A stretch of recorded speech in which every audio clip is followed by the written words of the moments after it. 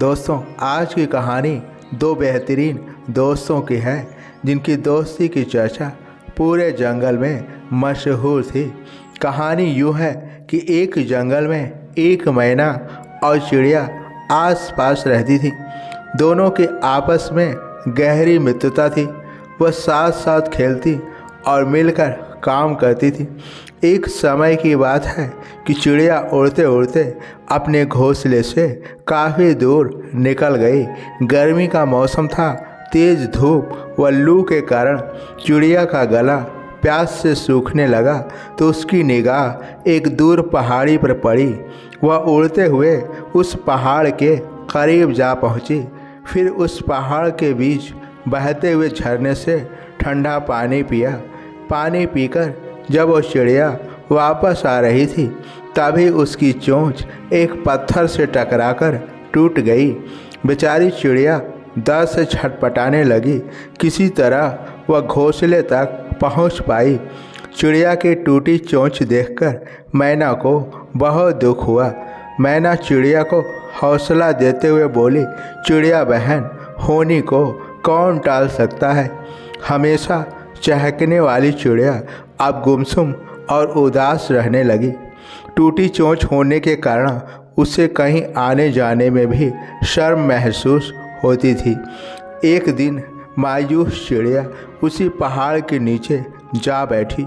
चिड़िया को रोता हुआ देख पहाड़ भी आंसू बहाने लगा। उसकी कुछ बूंदें चिड़िया की चोंच पर गिरी। चिड़िया को अपनी चोंच कुछ भारी महसूस हुई। उसने अपने सिर को इधर उधर झटका पर चोंच पर पड़ा वजन कम ना हो सका। वह बहुत परेशान हुई।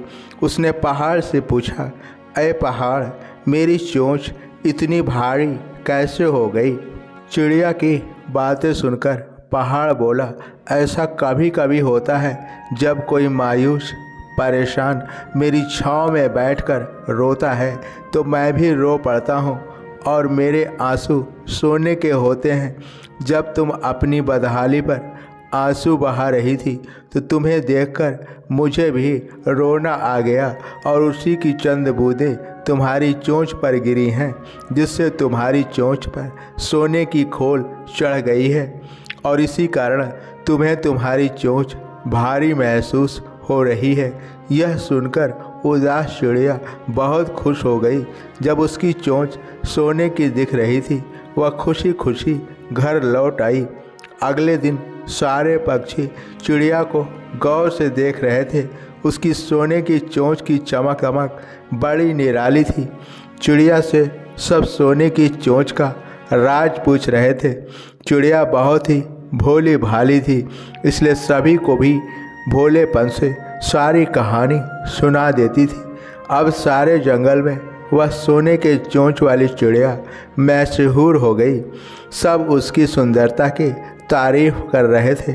बहुत सारे छोटे पक्षी उसकी तरफ दोस्ती का हाथ बढ़ाने लगे, लेकिन उसकी सबसे गहरी सहेली मैना यह बात बिल्कुल पसंद नहीं आई। उसे चिड़िया की प्रसिद्धि से जलन होने लगी। उसने अपनी काली चोंच भद्दी कुरूप दिखती थी। वह चुपके चुपके कई बार पहाड़ के नीचे गई। सारा दिन गुजर जाता, न तो पहाड़ आंसू बहाता, न ही मैना की चोंच सोने की बनती। वो हर समय यही फिक्र करती कि यूँ तो उसकी चोंच सोने की हो जाए या चिड़िया की चोंच कहीं खो जाए। चिड़िया को मैना की ईर्ष्या के बारे में कुछ भी पता न था। एक दिन मैना चिड़िया के घर आई और बोली, चिड़िया बहन, किसी ज़माने में हम दोनों में किस कदर प्यार था, पर जब से तुम्हारी चोंच सोने की बनी है तब से तूने मुझे भुला ही डाला है। चिड़िया बोली, मैना बहन, तुम कैसी बातें कर रही हो। मेरी चोंच सोने की ज़रूर बन गई है पर मैं बदली नहीं हूँ। तुम तनिक भी अपना दिल छोटा मत करो।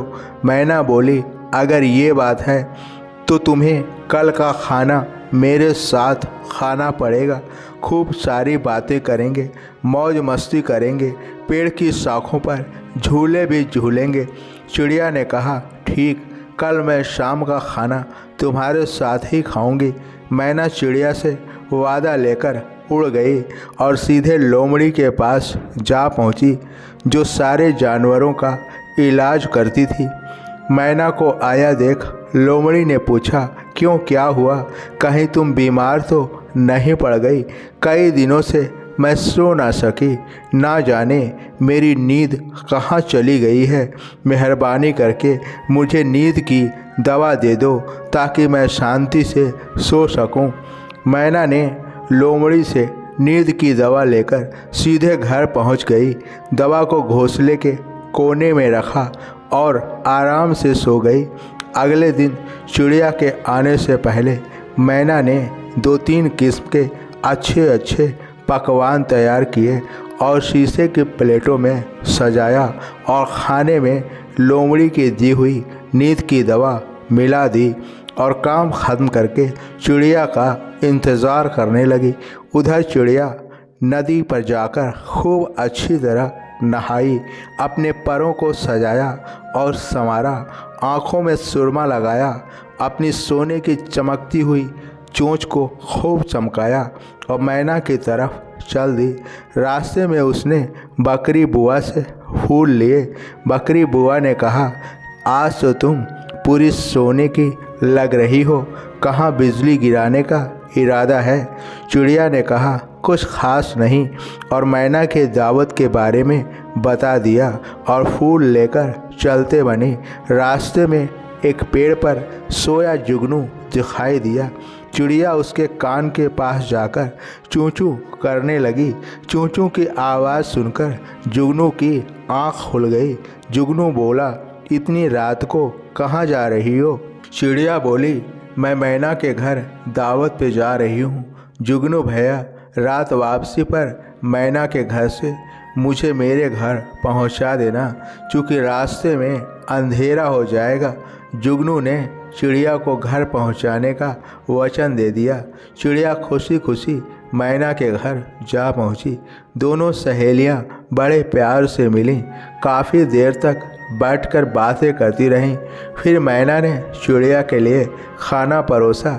चिड़िया को चावल के दानों की खीर बहुत पसंद आई। उसने खूब जी भर कर खाया। मैना चिड़िया के पास बैठी रही और आग्रह करके और खिलाती रही। थोड़ी देर बाद चिड़िया को अपना सिर भारी महसूस होने लगा। आंखें नींद से भारी होने लगी। चिड़िया ने पंख हिलाकर उड़ना चाहा, मगर नींद की दवा का असर कर चुकी थी। चिड़िया बेहोश हो गई। चिड़िया के बेहोश होते ही मैना ने जल्दी से चिड़िया के सोने वाली चोंच की खोल उतारी और अपनी काली चोंच काटी और अपने मुख पर सोने की चोंच सजा ली और जंगल की तरफ उड़ गई। जुगनू मैना के घोंसले के कुछ दूरी पर बैठा चिड़िया का इंतज़ार कर रहा था।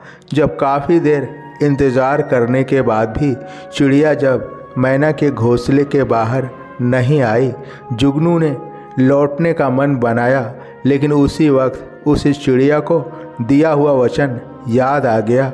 वह किसी भी दशा में चिड़िया को दिया हुआ वचन तोड़ना नहीं चाहता था, क्योंकि अगर कभी भी किसी से वादा करो तो उसे हर हाल में पूरा करो।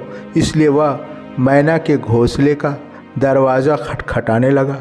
अंदर से कोई आवाज़ नहीं आई तो जुगनू को कुछ खतरा महसूस हुआ। जब वह घोंसले के अंदर पहुंचा तो उसने देखा कि चिड़िया बेहोश पड़ी है। उसने जल्दी से चिड़िया के मुंह पर छींटे मारे। चिड़िया ने थोड़ी हरकत की और आंखें खोल दी। उसका सिर अब भी घूम रहा था। जुगनू ने चिड़िया से पूछा, तुम कौन हो? चिड़िया ने बोला, क्या तुमने मुझे नहीं पहचाना? मैं वही सोने के चोंच वाली तुम्हारी बहन हूँ। जुगनू बोला, पर तुम्हारी चोंच तो सोने की नहीं है।